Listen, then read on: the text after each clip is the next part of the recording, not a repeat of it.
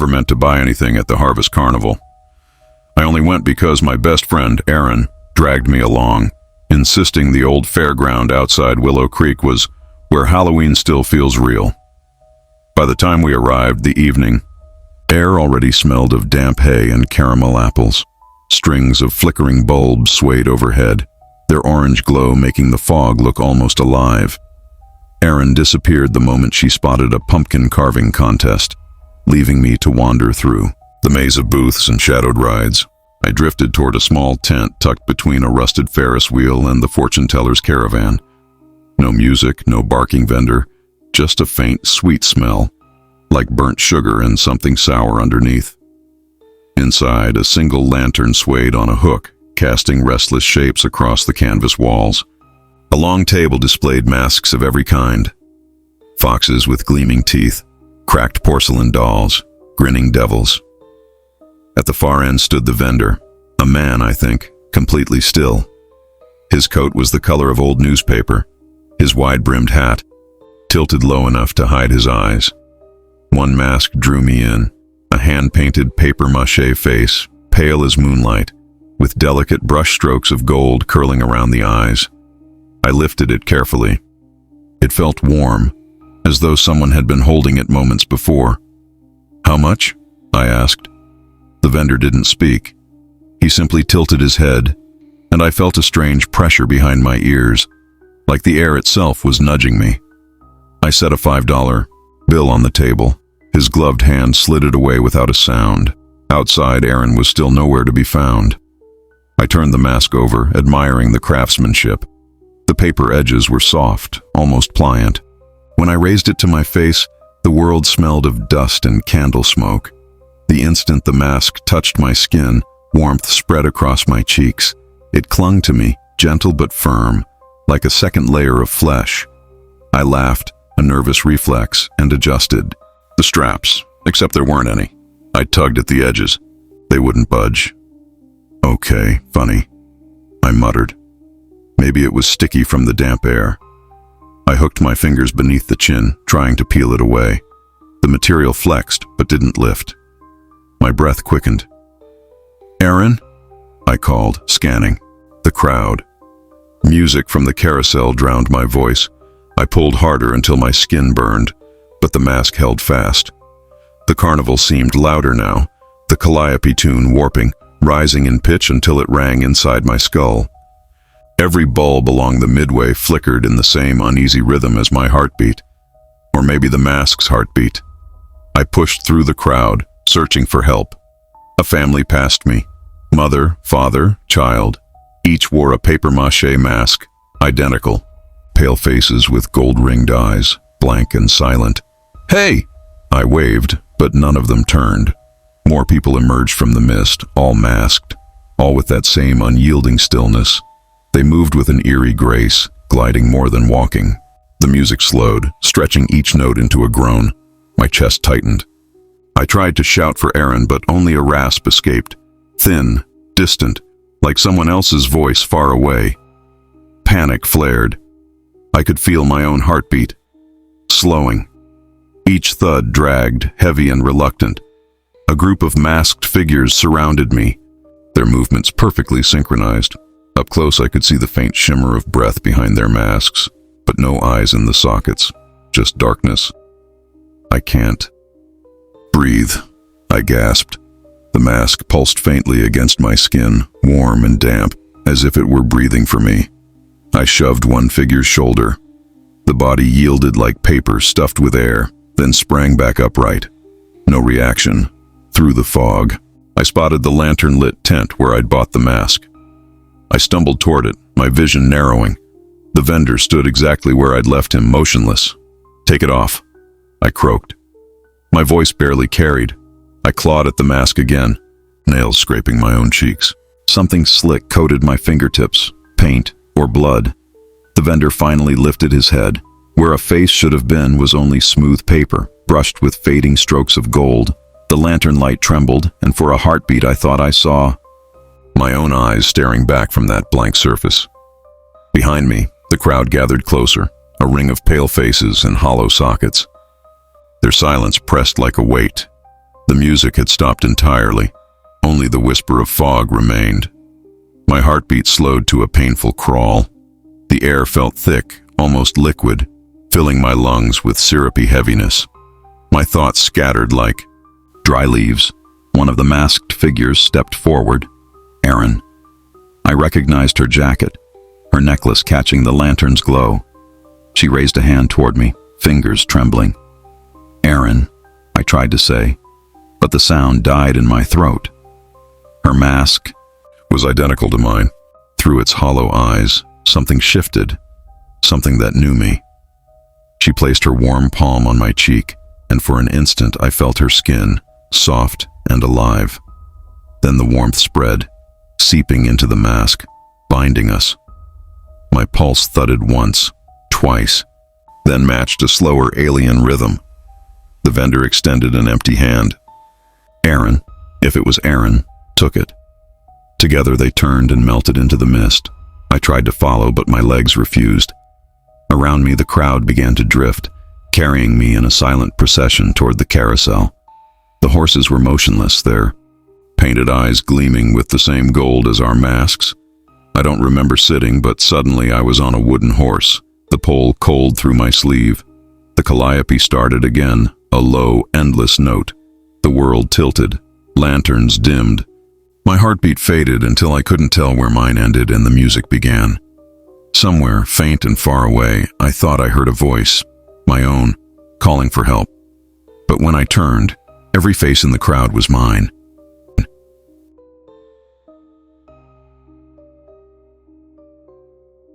I wasn't supposed to be at the Halloween masquerade.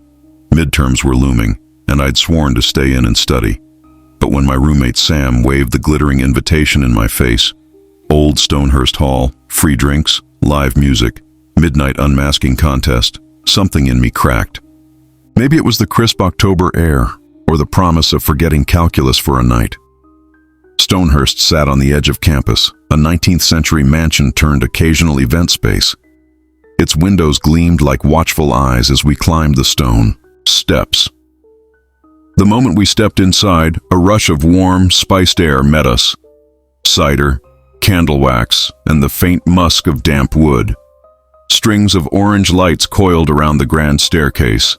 Shadows of costumed dancers spilled across the marble floor, flickering like restless ghosts.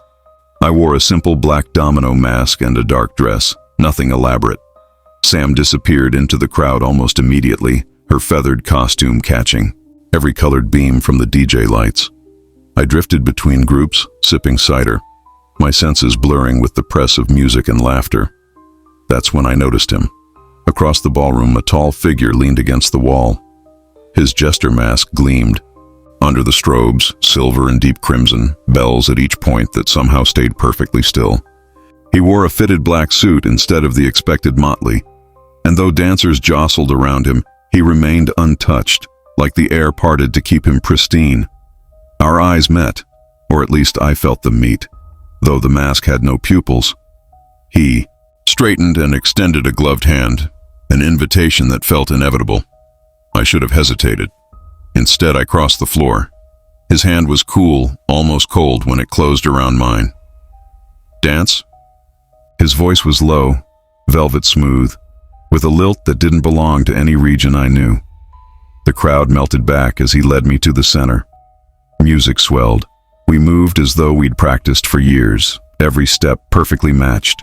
He twirled me, effortlessly, the world spinning into streaks of color. His laughter bubbled beneath the music, soft, hypnotic, more vibration than sound. "Who are you?" I managed, breathless. "A guest," he said, the bells on his mask chiming once though. His head barely moved. His movements were impossibly fluid. When he spun, his body seemed to stretch, joints bending beyond normal range, like a reflection in rippling water. I told myself it was an optical trick. Strobe lights, maybe a flexible dancer, but unease prickled my skin. Song after song bled. Together. I lost track of time. My friends were nowhere in sight. The rest of the dancers felt like distant shapes. It was just him and me in a whirl of cold air and red light. Then the house lights brightened. A host announced midnight's approach and called for the unmasking contest. Couples laughed and gathered near the stage, ready to reveal themselves. The Jester tightened his grip slightly. "Stay," he whispered. My heart thudded. "I should find my friends." He bowed with a flourish so graceful it made the air tremble. One more moment. The countdown began. 10, 9, 8. Around us, masks came off. Wolves, queens, skeletons, all revealing flushed human faces. My jester companion merely stood. Bells silent. 3, 2, 1. "Unmask!" the host cried. He leaned close, so near I felt a sudden burst of icy breath against my ear. "Remember the sound," he murmured. Then he bowed low. The bells jingled once. A draft swept through the all sharp winter cold. My eyes watered. When I blinked, he was gone. Gone. Not slipped away into the crowd. Gone. The space where he'd stood gaped empty. Dancers gasped, thinking perhaps it was a trick of the lights. A few laughed nervously. I heard it then, a faint echo of laughter, his exact cadence, spiraling up to the rafters before fading into nothing. At my feet lay the jester mask, grinning up with a fixed, knowing smile. I knelt, heart hammering. The mask was colder than ice, the metal edges rhymed with what looked like frost. "Whoa," Sam said, appearing at my side, face flushed from dancing. "Did you see that guy vanish?" Epic illusion.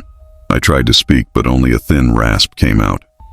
My hand trembled as I held the mask. Security swept the hall, checking doors, but no one claimed the abandoned costume piece. They joked it was the best magic trick of the night. Back in our dorm hours later, the mask still sat in my bag. I couldn't bring myself to throw it away. Sleep refused to come. Each time I closed my eyes, I heard that velvet laugh curling in the dark corners of my room. The air turned unnaturally cold, the way it had at midnight. At 3 a.m., a faint jingling drifted from the foot of my bed. Soft bells, swaying in a breeze that wasn't there. I snapped on the lamp. The mask rested on my desk where I'd left it, but the smile had changed, wider, sharper. My phone buzzed. A text from an unknown number lit the screen. Only 2 words, "Keep dancing." The room temperature plummeted. My breath fogged the air. From somewhere, everywhere, that laughter rose, again wrapping around me like a song I would never unhear.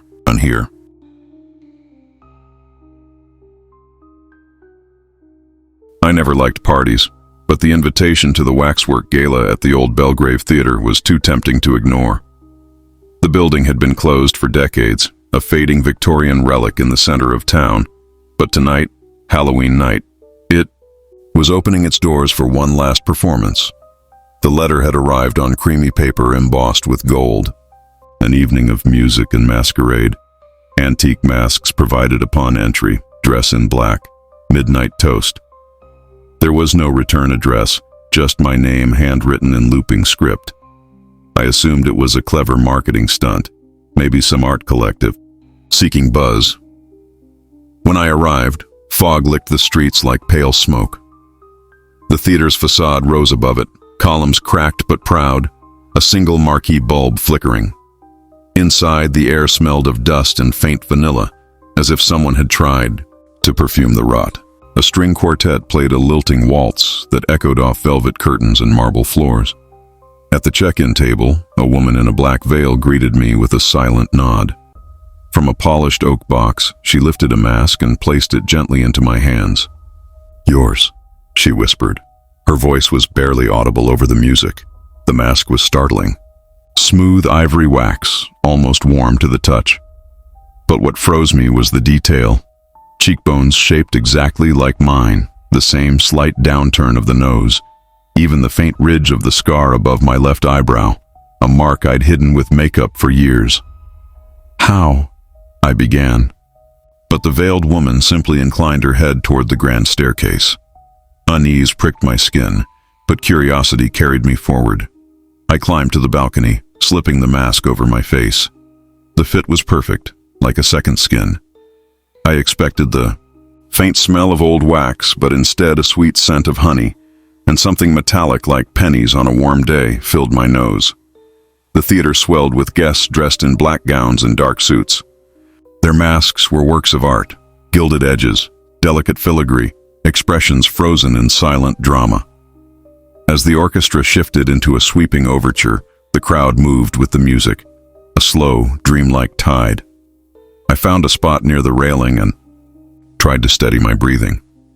Through the eye holes, the world glowed a muted gold. I caught glimpses of familiar faces, my former neighbor, an old high school teacher, even a childhood friend I hadn't seen in years. Each wore a mask shaped eerily to their own features. A shiver traced my spine. "This is incredible," someone said beside me. I turned to find a young man with dark eyes peering through a mask that mirrored his own grin. He raised a glass. "To perfect likenesses." Before I could respond, the music deepened. A low, resonant chord vibrated through the floorboards, through my shoes into my bones. The chandeliers flickered. Heat bloomed beneath my mask. I touched the edge, meaning to loosen it, but the wax clung as if softened, sticky. My fingers came, a wave faintly slick. I tried again, pulling harder. The mask shifted slightly, then snapped back with a quiet pop, like a suction seal. My pulse quickened. Around me, guests were fidgeting, hands lifting toward their own faces. A woman nearby let out a soft cry. "It's hot," she whispered, muffled. The chandeliers flared brilliant white, bathing the room in unnatural brightness. That's when I saw it. Thin trails of wax running down cheeks and necks, glistening like candle drips. The quartet played faster, bows jerking violently across strings. Notes screeched, discordant. Someone screamed. The man beside me clawed at his mask, nails scraping as it sank deeper, edges liquefying into his skin. He tore free a fragment, revealing raw flesh that gleamed slick and red. The piece in his hand writhed like molten resin before dissolving completely. Panic surged. Guests stumbled, shrieked, collided as the music swelled into a manic crescendo. The air thickened with the smell of hot wax and coppery blood. I yanked at my own mask until my scalp ached. It held fast, the heat unbearable, as though my face itself was melting. "Help me," a voice wailed, but the sound warped, distant. I staggered toward the staircase, each step gummy underfoot. The floor shimmered as wax pooled, a treacherous, glistening surface. Shadows wavered along the walls, shapes of dancers long gone. At the base of the stage, the veiled woman stood motionless. Her hands were raised as if conducting the chaos, and her veil fluttered though there was no breeze. Beneath it, I glimpsed a pale grin, wide, endless. "Why?" I croaked, throat raw. Her answer came not as words but as music, one long, sustained note that vibrated through my skull. Memories surged, childhood birthdays, funerals, every face I'd ever loved or feared, all blurred into a single molten vision. The heat reached a blinding peak. My knees buckled. I smelled my own skin burning. Then, silence. Darkness closed like a curtain. I woke to cold air and the faint hiss of wind. I lay alone in the center of the grand hall. The chandeliers were dark, the stage empty, the quartet gone. The floor was spotless, no wax, no blood, no guests. Only the echo of my own breathing filled the space. My face felt stiff. Trembling, I raised a hand. Smooth skin, no mask. A soft clink drew my eyes downward. At my feet lay the ivory mask, pristine, cool as marble. I picked it up. My scar was still there in the wax, perfectly rendered. From the balcony above came a faint rustle, like fabric shifting. I looked up. The guests were back, silent, perfectly still, their black silhouettes lining the railing. Masks gleamed faintly in the dark. I couldn't move. A single note from a violin floated down, thin as spider silk. The figures tilted their heads in unison. The mask in my hands grew warm again.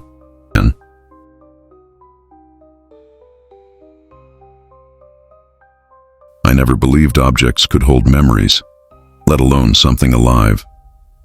I work at Galloway's Vintage and Curios, a cramped shop that smells of cedar and old books, where we sell everything from cracked phonographs to tarnished jewelry. It's the kind of place where Halloween is a year-round aesthetic. Cobwebbed chandeliers, crooked mirrors, mannequins with glass eyes that never quite look away. 2 weeks before Halloween, a battered shipping crate arrived without a return label. Inside, wrapped in brittle newspaper, lay a Venetian mask unlike any I'd seen. Ivory lacquer, intricate gold filigree curling like vines, lips painted a faint crimson. It looked centuries old, but somehow untouched by dust. When I lifted it, a whisper of warm air brushed my palm. I blinked and checked for a hidden vent, but the shop was still and silent except for the clock's tick. That's when I noticed it. The inside of the mask was faintly fogged, as if someone had just breathed. Against it, creepy, I muttered, setting it on the counter. The glass eyes of a nearby mannequin seemed to follow me. I shook it off and went back to pricing records, but every time I glanced at the mask, the condensation lingered. The shop stayed cold. My breath showed faintly in the air, but the mask's fog looked warmer, denser. I told myself it was just a trick of temperature. Still, when closing time came, I wrapped the mask in black tissue and locked it in the display cabinet. As I turned off the lights, a faint sigh drifted through the dark. Pipe settling, I reasoned, though the sound came from behind me. Halloween night arrived with icy rain slanting across the streets. My friends were throwing a costume party in an old warehouse. I hadn't planned on dressing up, but the mask kept nagging at me. When I unlocked the display cabinet, warm air spilled out like a subtle exhale. The mask's surface felt strangely alive, neither warm nor cold, but pulsing faintly, like the back of a sleeping animal. I told myself I'd wear it for a laugh and return it tomorrow. The warehouse throbbed with music and the smell of beer and damp concrete. Colored lights strobed over costume dancers. When I slid the mask on, it fit perfectly, sealing against my skin without straps. The world dimmed at the edges, the eye holes framing everything in soft gold. At first it was exhilarating. People admired the craftsmanship, leaning close to trace the filigree. I laughed, but the sound came muffled, as if I were underwater. Then I felt it. A slow, deliberate inhale pressed against my cheekbones, followed by a measured exhale that warmed my lips. Not my breath. Something slower, deeper, as if another set of lungs surrounded my face. I froze. The bass thumped through the floor, masking any small sound. I pulled at the edges of the mask, but it clung like damp leather. My heart raced. The breathing against my skin stayed steady, calm. I forced myself to keep moving, hoping distraction would break the sensation. I danced, laughed, drank. Yet the second rhythm never faltered, a quiet tide against my own frantic breaths. Near midnight, the warehouse lights flickered. Someone shouted about the fuse box. In the sudden darkness, the mask's interior grew hot. I heard a faint whisper, not words, just the wet rush of air inside a throat. Panic surged. I clawed at the mask. My fingernails scraped smooth lacquer. No seam, no give. I stumbled toward the restroom, shouldering through the crowd. Inside, harsh. Fluorescent light revealed nothing unusual except my reflection. Pale, sweating, eyes wide behind the ornate face. The mask looked beautiful, serene. I tugged until my fingers ached. The breathing continued, patient. Then I felt a hand, not outside, but inside. A gentle pressure at my temples, fingertips tracing the bones beneath my skin. I slammed both palms against the sink. "Get off," I hissed, to myself or the thing. I wasn't sure. The lights flickered again, in the mirror, for a heartbeat. The mask's painted lips parted in a slow inhale. My own mouth remained closed. That broke me. I dug my nails beneath the edge near my jaw and ripped. The mask peeled free with a sudden wet pop. A burst of hot, damp air spilled out, smelling faintly of earth and copper. The mask tumbled to the floor, landing upright, and it kept breathing. Not just fogging, breathing. The delicate chest of the mask, if a mask could have a chest, rose and fell, each exhale a moist whisper against the tile. I backed against the stall door, heart hammering. The lights cut out completely. Something moved in the dark. Not footsteps, something softer, like fabric dragged across concrete. The air thickened with that same warm metallic scent. When the lights snapped back, the mask was gone. The door behind me creaked. I spun, but no one entered. Only the faintest draft brushed my neck, a slow, deliberate breath. I fled the party, rain slicking the streets like black glass. Every shadow seemed to inhale as I passed. I didn't stop until I reached my apartment, slamming the deadbolt home. Inside, silence reigned, until I heard it. A faint, measured breathing beneath my own. I checked every room. Nothing. Finally, I turned to the mirror. My reflection waited, pale and wild-eyed. But as I stared, a faint mist bloomed across the glass from the inside, tracing the exact shape of my face. I wiped it away. The fog returned, steady and slow, like lungs drawing breath. It hasn't stopped. Sometimes, late at night, I swear I hear a soft exhale beside my ear, warm and wet, as though the mask found a new way to wear me.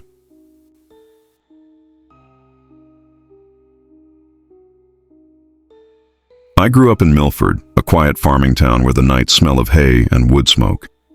Everyone knows everyone, or at least we used to, before the disappearances started. Over the past decade, a handful of people had simply vanished. A mechanic, closing shop late, a teenage girl walking home from the county fair, a retired teacher tending her garden. No bodies, no evidence. Just missing posters fading to gray along the telephone poles. By Halloween of my senior year, the fear had dulled into a kind of folk legend, the way small towns bury their own unease. My friends and I, Cassie, Mark, and twin brothers Joel and Nate, planned our usual barn party at the Carson farm, a creaking wooden relic surrounded by brittle cornfields.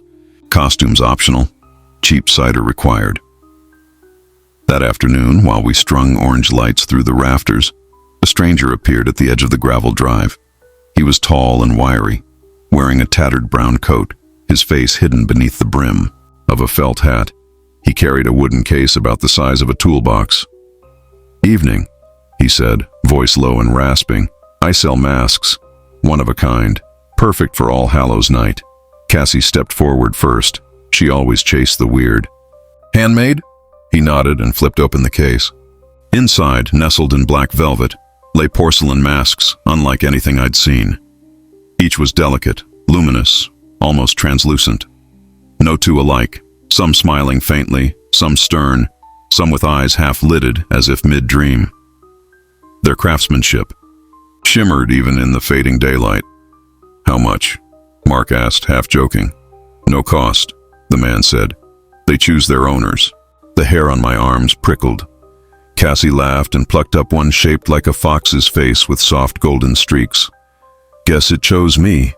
The twins followed, drawn to masks that seemed almost to tilt toward them.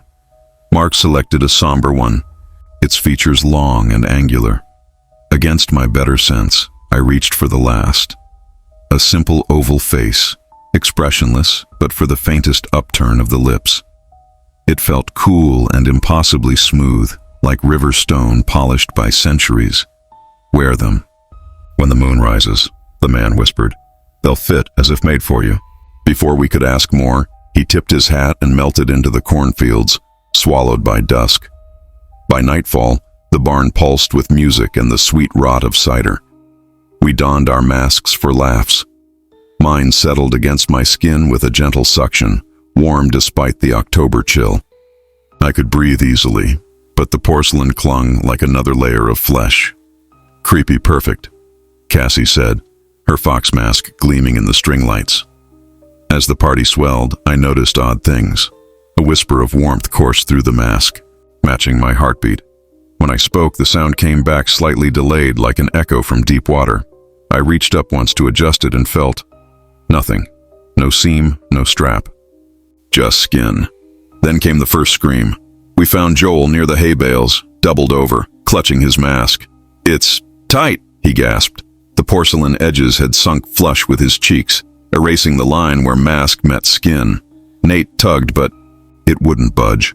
The surface flexed, not brittle but pliant, pulsing faintly as if alive. "Get it off," Joel shrieked. Before we could react, Cassie yelped. Her fox mask had shifted, The golden streaks darkened, reshaping into subtle freckles. Cassie's own freckles, perfectly mapped. The muzzle receded until the mask was simply her face, only smoother, shinier, eyes glinting with a glassy sheen. Mark stumbled back, pointing at me. "Yours, it's changing." I turned to the cracked barn mirror. My reflection wasn't mine. The oval mask had reshaped into features I recognized from missing person flyers.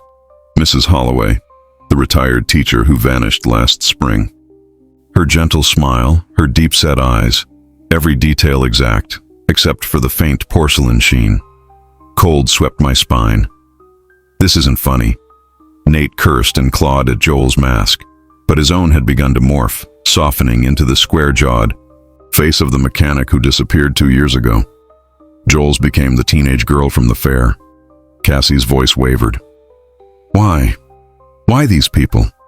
Mark's mask stretched, nose narrowing, hairline receding, until he bore the unmistakable face of a missing drifter whose poster still clung to the feed store door. The barn lights flickered. The crowd of classmates around us blurred into shadows, their laughter distant and warped. One by one they seemed to back away or vanish. It felt like the masks had drawn a curtain between us and the rest of the world. I clawed at my own face until my nails bent. The surface felt like warm flesh. Beneath my fingertips, a heartbeat throbbed that wasn't mine.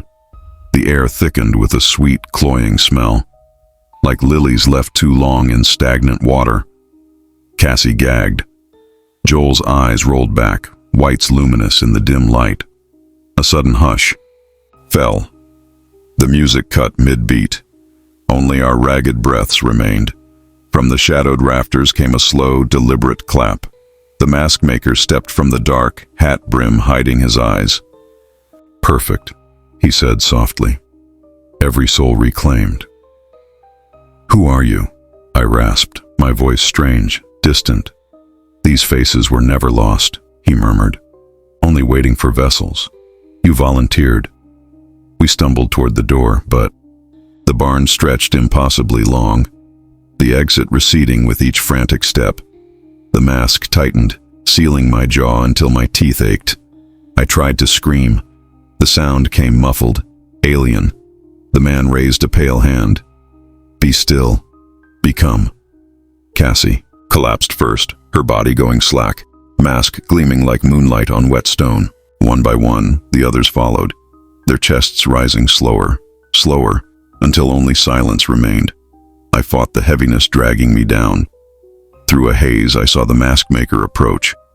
For the first time, he tilted his head back, and I saw that he had no face, just smooth porcelain, featureless, faintly pulsing.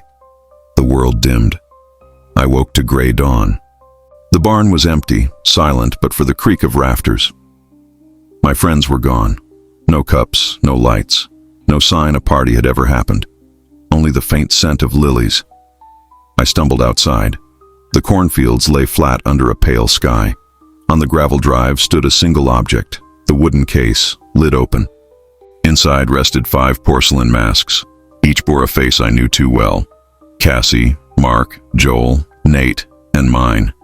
The mask's eyes gleamed with a living depth. As I stared, the one with my features exhaled a faint mist, as if breathing.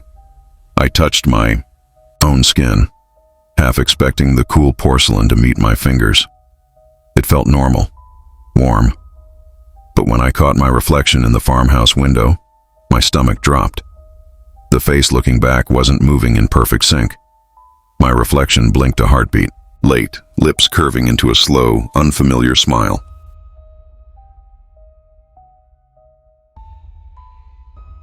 I never intended to attend the Whitmore masquerade. I'm not the kind of person who owns silk gloves or knows how to bow, but my roommate Kira had an extra invitation and a reckless sparkle in her eyes when she begged me to go. "It's the event of the season," she said, shoving the ivory envelope into my hand. "One night, masks, mystery, no one knows who's who." The mansion sat alone on a hill north of the city, a sprawl of black stone wrapped in fog. As we wound up the drive, the headlights fractured across wet gravel, catching brief flashes of sculpted gargoyles and frost-slick hedges. The house pulsed, with distant music, low and hypnotic, like a heartbeat behind stone walls. A valet in a dark cloak opened my door without a word. His gloved hand was cold, almost damp.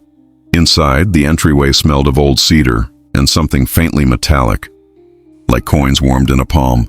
Chandeliers spilled a pale bluish light over a crowd of strangers in evening wear. No one spoke loudly. Conversations drifted like the rustle of dry leaves. A woman in silver approached carrying a polished tray.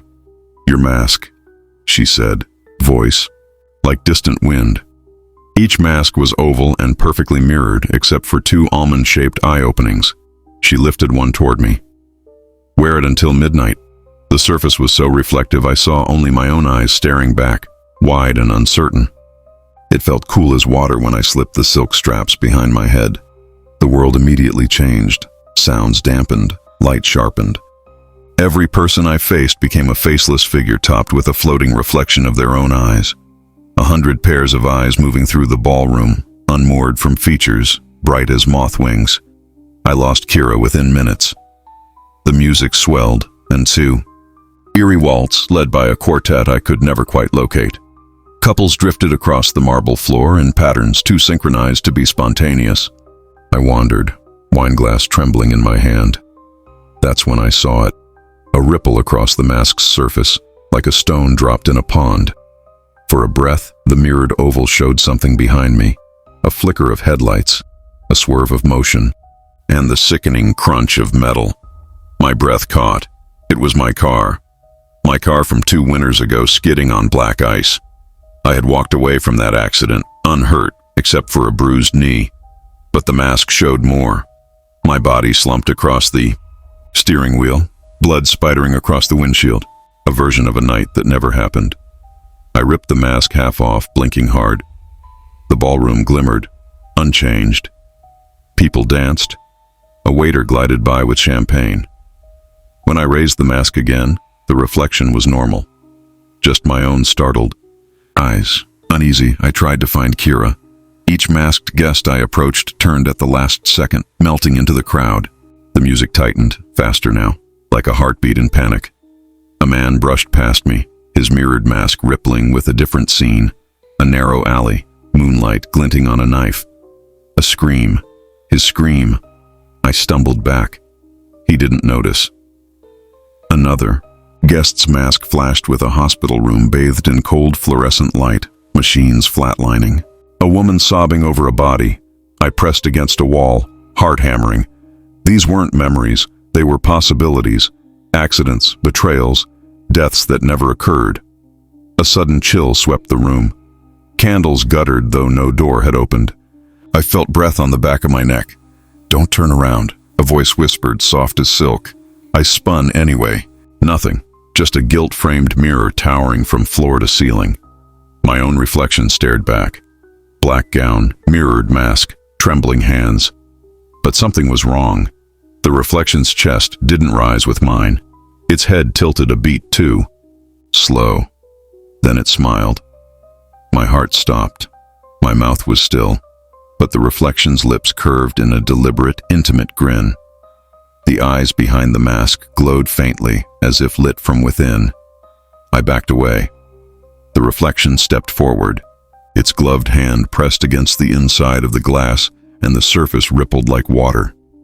"Take it off," I whispered to myself. My fingers clawed at the silk ties.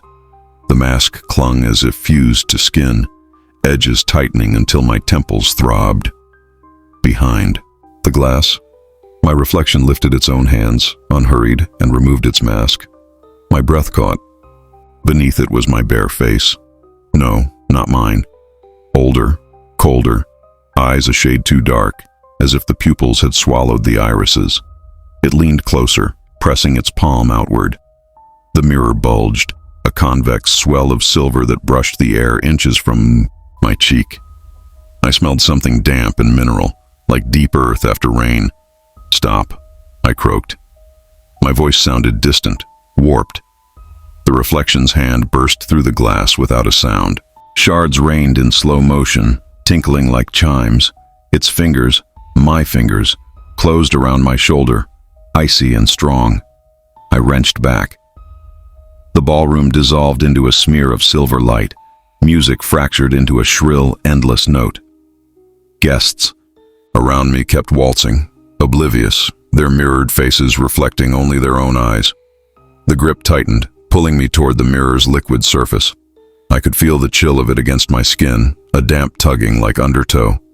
My mask vibrated, with a low hum, as if resonating with the thing's heartbeat. With a desperate yank, I tore at the straps. Something ripped, fabric or flesh, I couldn't tell, and the mask came free. Air rushed in, sharp and cold. Silence crashed over the room. Every guest froze mid-step. Their mirrored masks turned toward me in perfect unison. 100 pairs of eyes stared, wide and unblinking. The figure in the glass tilted its head. Without the mask, I saw my own bare face still smiling. It raised a finger to its lips, a quiet shh, then slowly receded into the depths of the mirror. The surface hardened to simple glass, seamless and still. The guests resumed their dance as if nothing had happened. My knees threatened to give way. I shoved through the crowd, calling for Kira, but no one acknowledged me. The music rolled on. The chandeliers pulsed, and every mirrored mask reflected only a pair of watchful eyes. I finally found an exit, a narrow servant's door, and burst into the cold night. Fog swirled thick around the driveway. The mansion loomed behind me, windows dark as if no party had ever occurred. Kira's car was gone. I stumbled to my own car and caught my reflection in the side window. No mask now, just my face pale and damp with sweat. I exhaled, trembling. Then my reflection blinked a heartbeat late and smiled.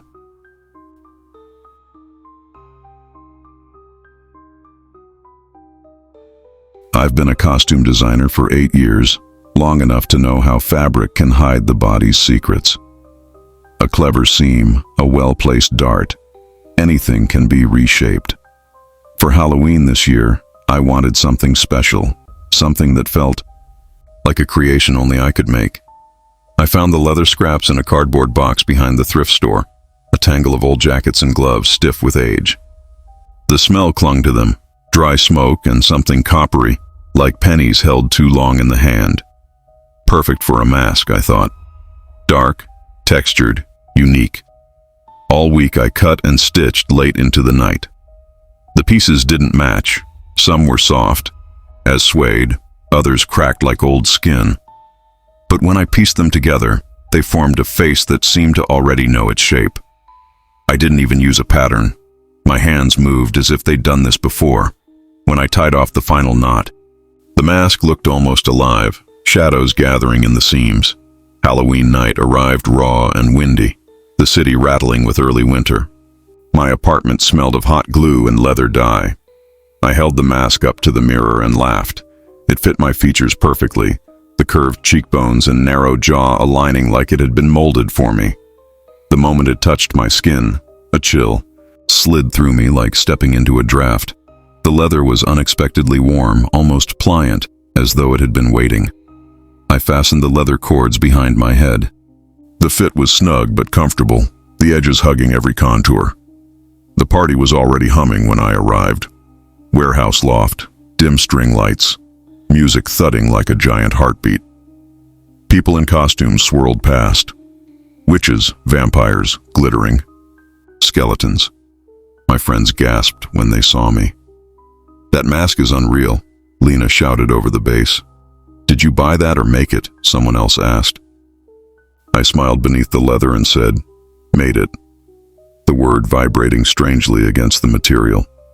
Hours slipped by in a whirl of music and sweat. The air tasted of beer and smoke. I laughed too hard, drank too fast. That's when I felt the first tug. It was subtle, a quick, sharp pinch at the corner of my mouth like a loose thread catching on fabric. I rubbed at it, thinking maybe the cord had shifted, but the mask didn't budge. Another tug. This time on the other side of my jaw, a thin, needling pull inward. My lips pressed tighter together. "Too tight?" Lena asked when she noticed me, fussing. "I'm fine," I said, though my voice came out muffled. The music pounded harder. Heat built beneath the mask. Each breath smelled faintly of iron and damp earth. I tried to loosen the ties at the back of my head. My fingers met only smooth leather, no knots, no laces. My pulse stumbled. Then came the third tug, deep and deliberate. A single thread cinched across the inside of my cheek. I gasped and felt the movement. Something pulling from within the mask, a stitch sliding through skin. Pain lanced hot and bright. I stumbled into the bathroom, slamming the door behind me. The overhead bulb flickered, buzzing like an angry insect. In the mirror, the mask stared back, black and slick, edges fused seamlessly to my skin. I clawed at it, nails scraping uselessly. The leather felt alive, contracting with each breath. "Off!" I hissed. "Come off!" A sudden yank jerked my upper lip. I watched in horror as a thin, dark thread pushed itself through the corner of my mouth, piercing flesh, then snaked across to the other side. Blood welled, warm and metallic, running down my chin. I screamed. The sound came out strangled, barely more than a whimper. The threads worked quickly, darting like living needles. Each laugh I'd given that night seemed to tighten them further, every word pulling another stitch. My lips drew together, slower, inexorable. The taste of iron coated my tongue. I pounded on the door, trying to shout for help. Only a muffled rasp escaped. The mask exhaled hot against my skin, a slow breath not my own. The door burst open. Lena and two others crowded in, their laughter freezing when they saw me. "Oh my God, what?" Lena reached for me. Her fingers touched the mask and she yelped, jerking back. "It's burning!" I tried to beg for help, but my mouth was nearly sealed. The stitches pulsed, tiny knots tightening with each frantic heartbeat. The leather smelled stronger now, rank like wet soil and something long dead. "Call 911!" someone shouted. They tugged at the mask. It wouldn't budge. The threads only tightened, drawing my lips shut until I could barely breathe. My nostrils flared, desperate for air. Black spots bloomed across my vision. I caught my reflection again, my own eyes wide with terror, the rest of my face swallowed by that hideous leather grin. The seams writhed like worms.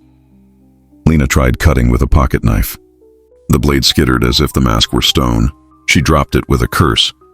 It's part of her." The room tilted. My chest burned. The mask's breathing deepened, slow and deliberate, as though savoring the moment. I collapsed to my knees. The last sound I managed was a faint, frantic wheeze, my lungs fighting the tightening dark. Then silence. I woke, or thought I did, to utter blackness. No music, no voices, only a rhythmic sound.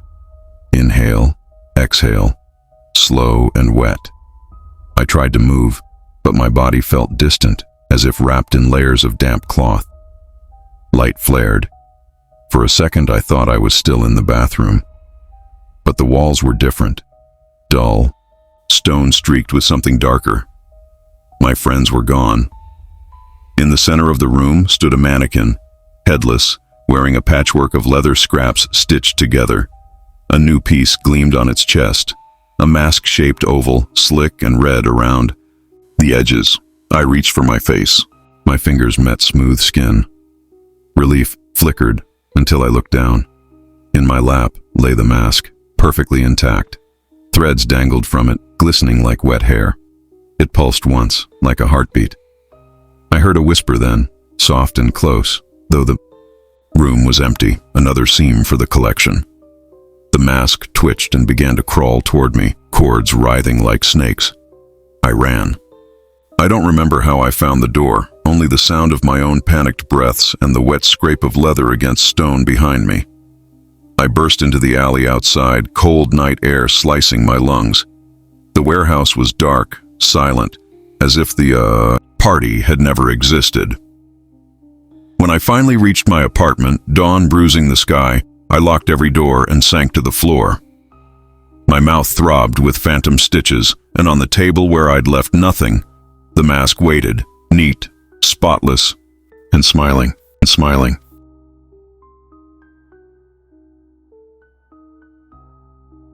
I landed in the city of Belmare on a late October evening, chasing the kind of offbeat experience travel blogs call authentic.